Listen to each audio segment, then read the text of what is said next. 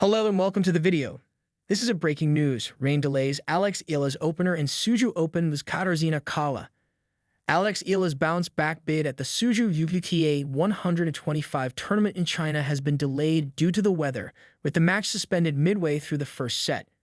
Eala, who was coming off of a semis appearance in Jingshan last week, was playing against Poland's Katarzyna Kawa when play was halted with the first set on Tuesday. The score is tied at 2-2 at the time of stoppage. Eala is seeded fourth in the tournament and is a favorite against Kawa.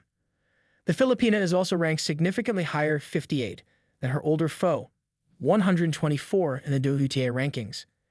In the most recent game before play was stopped, Eala's serve was broken in a love game, allowing Katarzyna to tie the match. A total of 18 minutes of match time was played before the downpour stopped the action. Eala will look to bounce back quickly when action resumes after the weather clears in China. Stay connected with us.